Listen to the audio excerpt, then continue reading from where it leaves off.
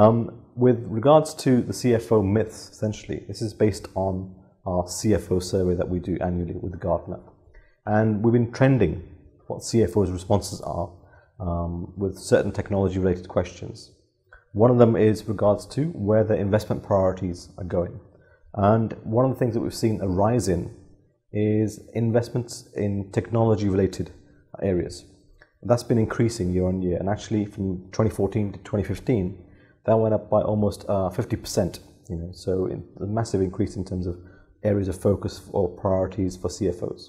And one of the areas that was going down was cost management, and that traditionally is one of the areas where CFOs have been focused on. So CFOs starting to shift their mindset from cost to technology related also helps the CIO in terms of getting their investments up and prioritizing where IT should be taking the business.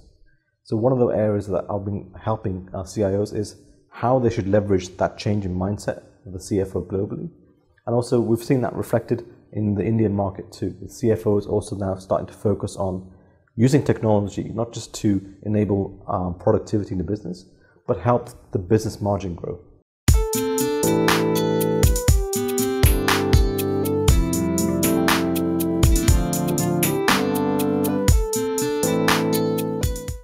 The usual format of the budget and the way we ask our CIOs to help place the budget to the CFOs is in three main categories. One is run the business, which is really about keeping the lights on and making sure that that's focused on being efficient, being process driven, lowering that unit cost.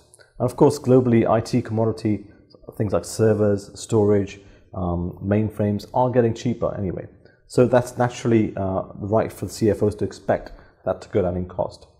The other areas of focus we ask our CIOs to look at are grow and transform.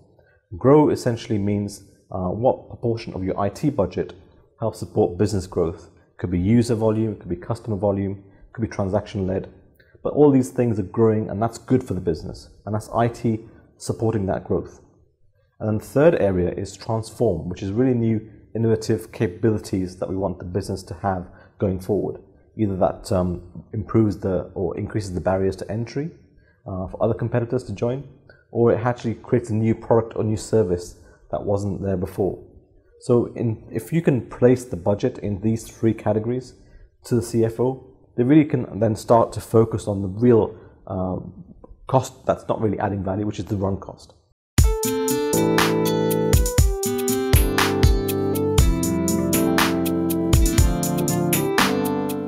So the way that CIOs can really effectively show IT as a profit center and not a cost center is by relating IT to the value that it provides to the business, and by really looking at what outcomes IT then provides to the business.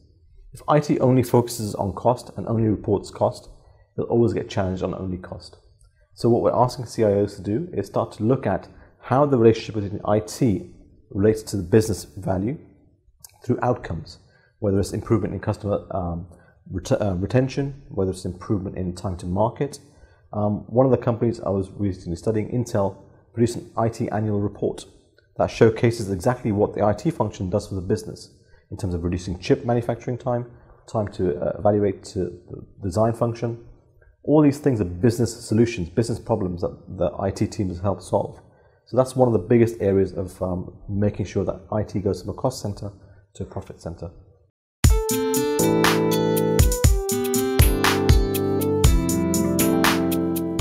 What we're expecting CIOs to do, and this has happened in Europe and America, is really start to automate the capturing and analysis of financial data for IT.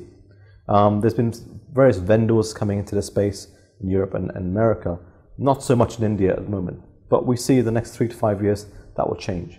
And that means that CIOs will be having a lot more data on their hands about what IT does, how IT is used, more importantly, how can IT add value to the business. That whole process at the moment is manual and takes time to do, it takes people to do, it takes skills to do. Once that starts to become automated, we'll not naturally start seeing CIOs more financially literate, being able to link cost and value together.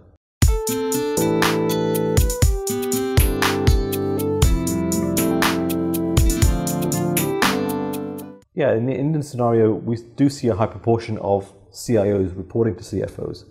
And really it's about the CFO mindset. So if the CFO is looking at technology as an enabler to the business, then that's not really an issue. It can actually be a good thing.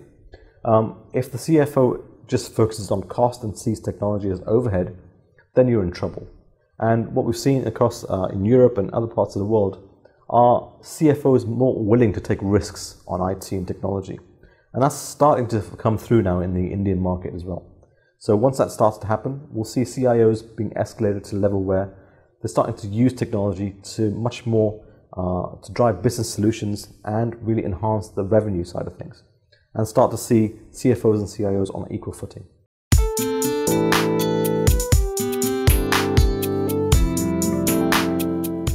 The biggest factor for CIOs and CFO relationships improving is building credibility between the two. So CFOs are naturally looking at cost optimization, naturally looking at how businesses can improve in terms of margin and revenue.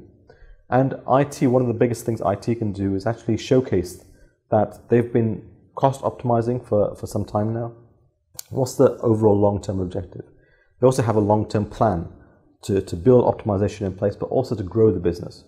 So we're looking to 5 main areas of opportunity for the CIOs to build credibility.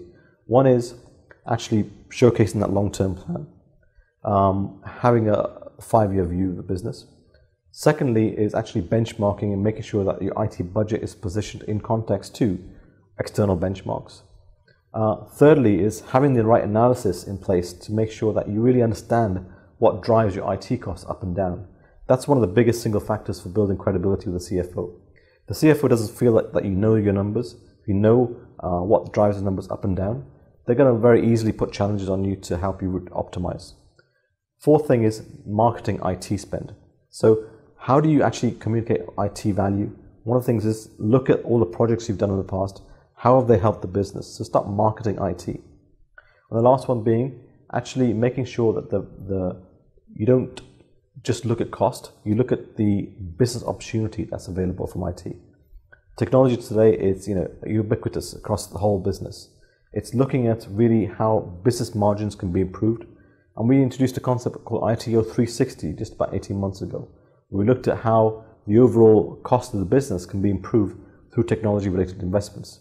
And CIOs who position themselves as technology-related enablers of the business solutions can start to position themselves in a way that they don't need the budget cut. They just need a bigger budget to help reduce the business operations cost.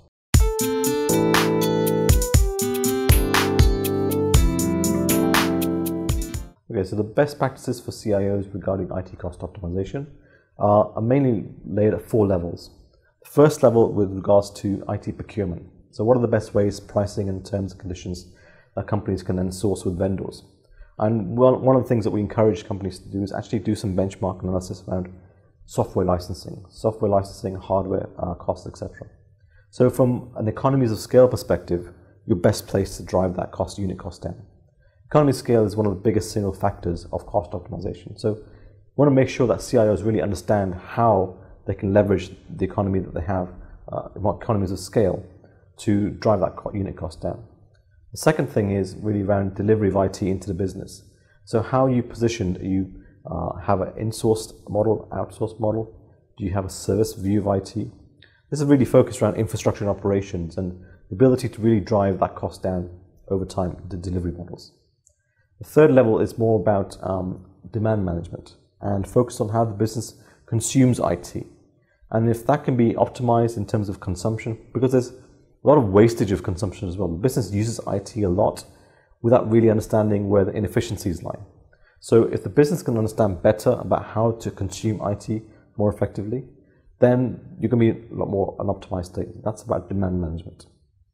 And then the fourth level is around business process re-engineering. It's about really understanding at a granular level how IT can help reduce the overall business cost of doing something. As that's technology-related investments. So those 4 levels, if applied consistently, will be your overall goal and framework for cost optimization.